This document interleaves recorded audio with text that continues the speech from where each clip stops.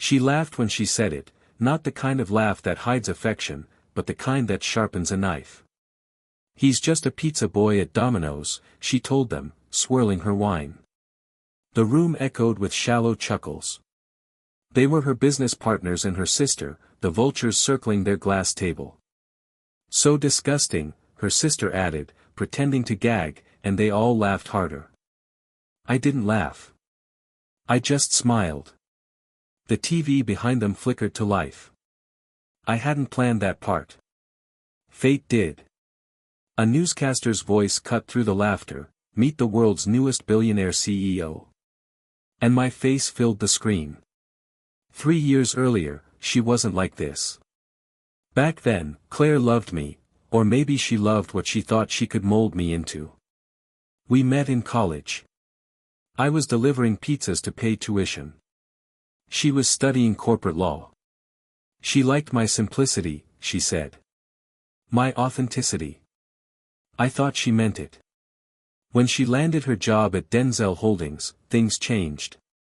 The suits, the cars, the circles she moved in. I became an accessory.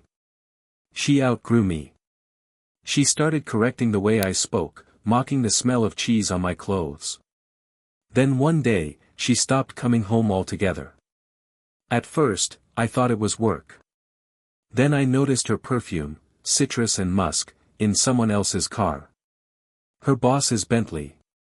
The same man who once shook my hand and called me buddy. That was the night I stopped being the pizza boy. I didn't confront her. That would have been mercy. I went quiet instead, the kind of quiet that plans. While she built her empire on shallow alliances, I built mine in silence. I'd been working on a food logistics algorithm, something that could revolutionize delivery chains. She used to laugh at it, called it my garage fantasy. I refined it, partnered with investors she didn't even know existed, and when it was ready, I sold the prototype, not for millions, but for control. Within 18 months, Velocity Systems was worth $1.2 billion. She didn't notice. She was too busy flaunting her corporate throne, mistaking comfort for power. When I knew I had her attention, I baited the hook. I sent her an invitation, private investor dinner, mandatory attendance, Denzel board only. Signed with a name she'd never heard, Jonathan Vance, founder of Velocity Systems. She showed up in her red dress, the one she wore when she wanted to win. Her sister tagged along, the one who always looked at me like dirt she couldn't scrape off her heels. When they entered, they didn't even glance my way. I stood in the corner, blending into the crowd. They were too busy trying to charm Vance. Until the moment I took the stage. "Ladies and gentlemen," I began, microphone steady in my hand. "Thank you for joining us tonight. I'm Jonathan Vance, but you might know me better by another name." Her glass froze midair. The color drained from her face. I smiled. "I'm the pizza boy." Silence. You could hear the champagne fizz. Then the screen behind me lit up, contracts, acquisition documents, transfer orders. Denzel Holdings absorbed by Velocity Systems, effective immediately.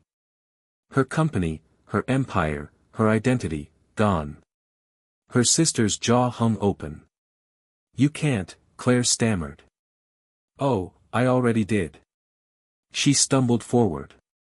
"You planned this from the night I stopped coming home." Her voice cracked. "This is revenge." I stepped closer, lowering my tone so only she could hear. "No.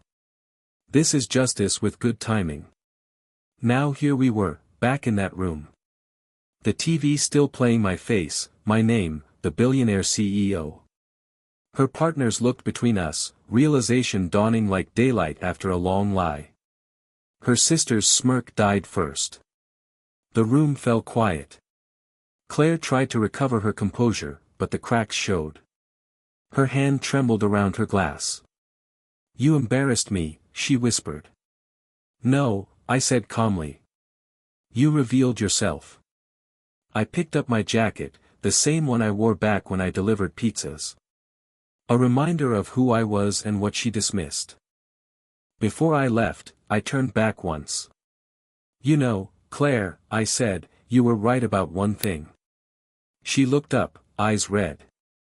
What? I was just a pizza boy.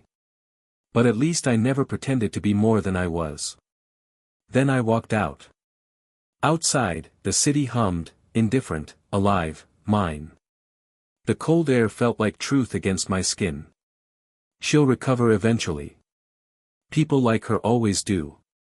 But every deal she makes now, every hand she shakes, they'll all remember, the man she mocked built the empire that erased hers. Revenge doesn't always need noise.